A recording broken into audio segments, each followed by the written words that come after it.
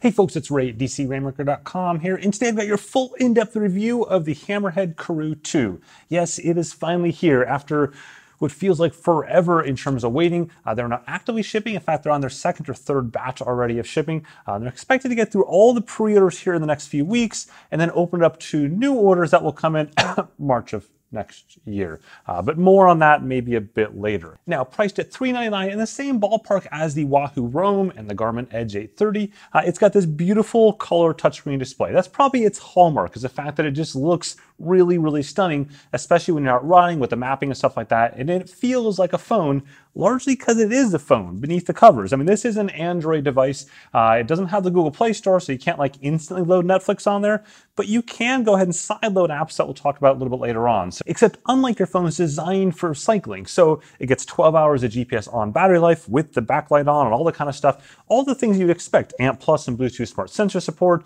syncing of routes. Again, it's designed for a bike. It's got this brand new mounting system right here that you go and you just slide on like this. And if you've got a Garmin compatible mount either built into your bike or whatever the case may be, you can use this mounting plate that just simply snaps into the bottom like that, and you're good to go. Now, the Karoo 2 is both substantial and kind of unsubstantial.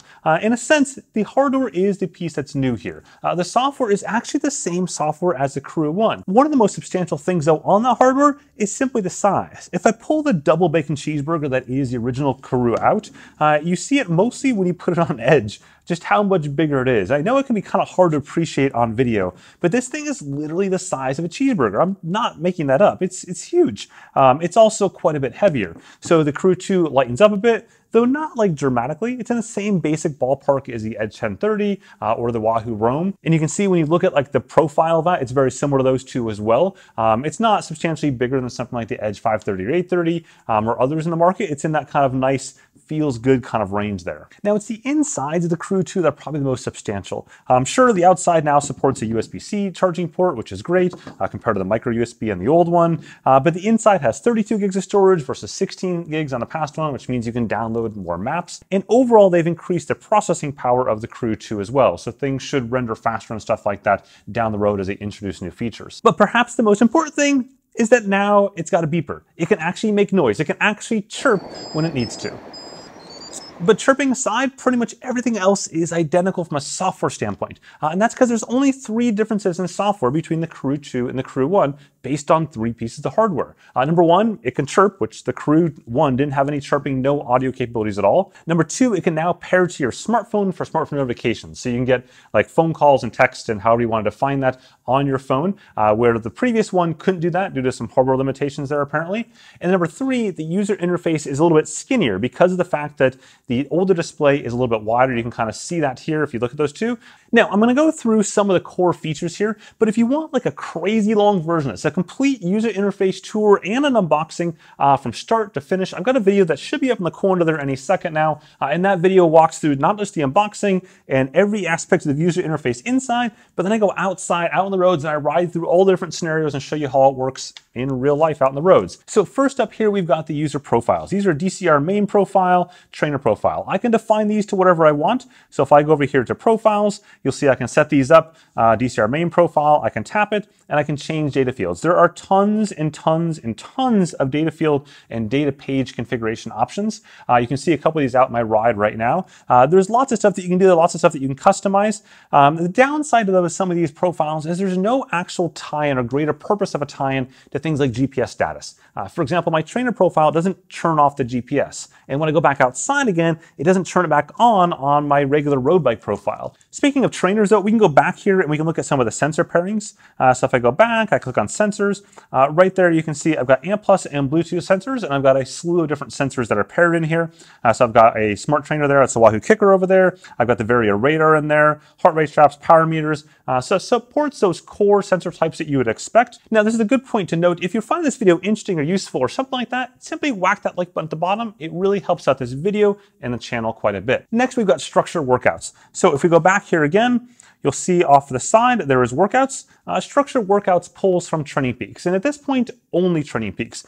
So as long as you've got a workout on your calendar there, you'll see it here. So you can see this is on my calendar for today. It shows up there. And then I can jump on the trainer and ride it, or I can ride it outside. So on an indoor trainer like you're seeing right now, it'll go ahead and control my Ant Plus FEC trainer, which is basically every smart trainer out there, and it'll automatically change the resistance depending on what's in the structure workout. I can increase or decrease that resistance mid-ride. There's the plus and minus options there. And then outdoors, it's a very similar concept. I can't increase and decrease resistance, of course, but I can go ahead and pause it as well as skip ahead. Now, the one downside at this point from a structured training standpoint is there's only training peak support. So you can't sync to like today's plan or final surge or trainer road or anything else really. It's just training peaks. And the company says that Trainer Road is coming, for example, and there's some other partnerships that are coming as well. But right now it's just this. You can't like load your own erg structural workout or anything like that. Next, let's talk about routes, because routes is sort of like the mainstay of what the Karoo is really, really good at. So we're gonna go back here and I'm gonna tap on routes right there at the bottom. And what this does, it shows me all the routes that I have in my account. So my account is this Karoo Hammerhead Cloud thing, and it pulls in routes from Strava and Komoot and Rapid GPS, as well as any file that I want to throw at it, like GPS or Fit or TCX or you name it, you can throw at it and upload it.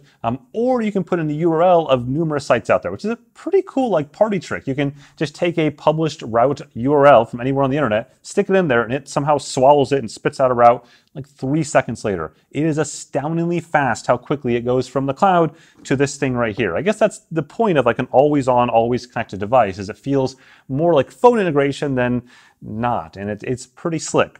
Also really slick is this option at the bottom where you can see basically the routes closest to you. So it's super useful if you have a ton of routes like I do to be able to see, hey, what's the newest route, which is what I've just created right there, or the route closest to me, or the length or the name. This is the kind of stuff that I wish other companies did because it's so practically useful when you have tons of routes. Now, once you select a route to open it up, you can see the elevation gain there and the route profile. And you see it's a little bit slow on the initial tile load of the map behind it.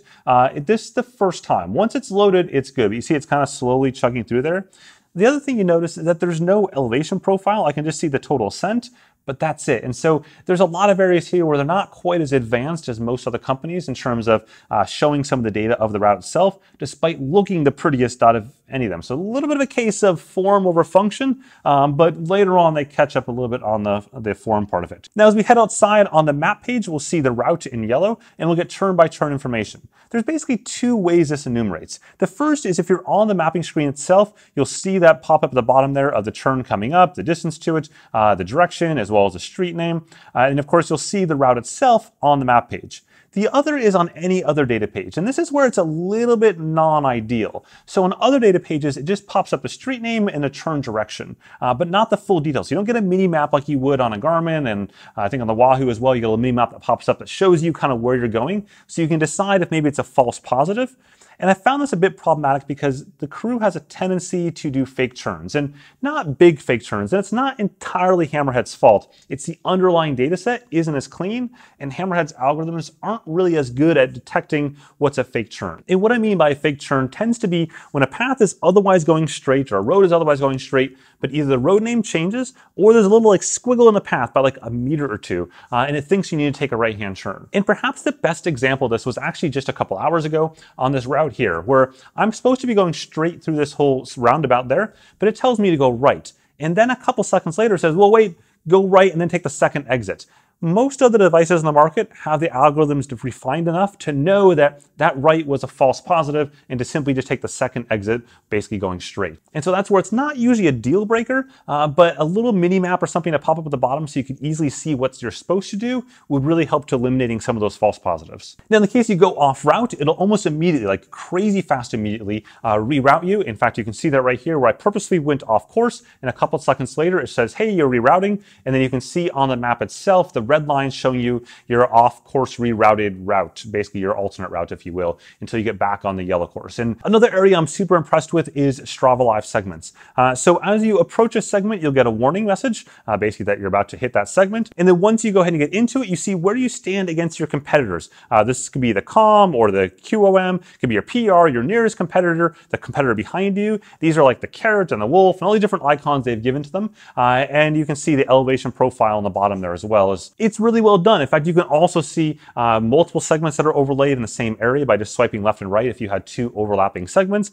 Very, very good job. The one downside though is I don't get any of my competitors' names. So for example, as I'm going through these different segments, I would love to know that this segment here, the current leader of people I follow is GP Llama, and thus I need to make a legit effort to best GP Llama. I can't see that. I just see a little icon of a carrot or a wolf or whatever it may be. Now, a list of like 5 or 6 practical things that I couldn't really fit into anywhere else in these buckets. Number 1 is usability with gloves. By and large, like 80% of the time, spot on, no problem. In gloves as well as rain, like both of those categories here, because I've got plenty of that here in the Netherlands. But like 20% of the time, not hot. And it's not like ever dumpster fire bad, it's just doesn't work, which I guess isn't really that different in some cases than some other units out there, but I feel like there are cases where it's just not quite as good on the touch aspect of it. Still, there are buttons on the side, so you can always go ahead and change the view with the buttons and do almost every function, not almost, I think every function with the buttons instead. Next, a bit of a biggie for the geeks in the crowd. It is built atop Android 8 in fact. The previous one here was Android 6, but there is no Google Play Store on this, so you can't just like tap and instantly get to Netflix or whatever you want. But if you're familiar with tech or comfortable with some tech, you can do what's called sideloading. It's pretty easy to do. So in this case, I've actually sideloaded the Zwift companion app. So if I go back here, you can see that there at the bottom, the companion app. And so I could use that if I wanted to. Practically speaking, it's a bit small, like for typing messages and stuff, but it is waterproof. So I guess that's better than my phone and my handlebars. Still, the goal here though is that third-party companies will develop apps for the Karoo via their SDK atop Android, and that should be a faster process. Next, while it does have a SIM card slot in the back, practically speaking, you probably won't use it. And the reason for that is that almost everything is done via Wi-Fi, and so it's only things out on the ride. And the only thing that really supports it out on the ride is live tracking, and as of this morning, that's not working right at all. Like, it just errors out. So yeah, I appreciate the gesture of the SIM card, but I wonder if like in 2020 or going on 2021, that's probably not as practical, just having that really good connectivity to your cell phone. So speaking of cell phone connectivity, you do have the smartphone notifications. You can get those and customize those, and you pair it directly like you pair a car stereo essentially. So it's very, very similar. So on iOS, there is no smartphone app. There is one on Android, but you can go ahead and configure which smartphone notifications will display on the unit itself and turn them on and off. And then once you get those notifications out on the ride, you can swipe up to see the full notification and swipe down to get rid of it. It's pretty clean and it works just fine. So what do I think of the Karoo 2 overall? Overall, they've made tremendous progress since the initial launch of the Karoo 1. Most of that's via software. Most of that's things that are now on both units, and they're equal in a lot of ways. If I were to like do this entire review over again, but just use the Karoo 1 instead, you'd have almost the same results minus the beeper, which for me was a hard stop because if I'm navigating and didn't have a beeper, I didn't know when things I had to turn. Like, you just never saw, never heard those notifications turn. But that's been solved, and you know, this is from a hardware standpoint clearly an upgrade. It's clearly smaller than the burger over here, and so I think they've made some really good progress there. Where the biggest difference you're going to see between something like the Karoo and a Wahoo or a Garmin is really around like this performance sports umbrella of features. So for example, on a Wahoo device, you've got really tight integration with Best Bike Split. On a Garmin device, you've got Climb Pro and all these physiometrics that tell you, where you are, training load and all that kind of stuff. None of that really exists here. I mean, outside of that one Training Peaks integration, there is no other like performance-focused type features on the Karoo 2 at this time. They've purely focused on the navigation and routing standpoint.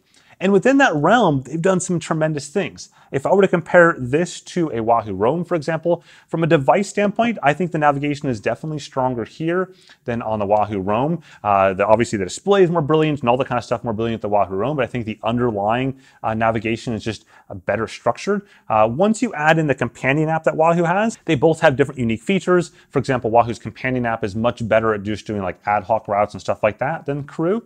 Still, you're mostly looking at the Karoo 2 for the navigation, for the polish, and for the look and feel of those maps, rather than all the features you would find on a Garmin or even more features that you might find on a Wahoo Roam. But I think for now, this is an impressive unit, and I'm really excited to see what they can do in 2021 once they really start getting these things shipped out there. They are going to stockpile units for the next 3 months, apparently, until March, so you'll be able to place pre-orders, but they won't ship until March. Not really a big fan of that, just ship the darn things. But that's their prerogative. Their goal is to get out of the never-ending backorder phase so that they just have stock and you can buy it.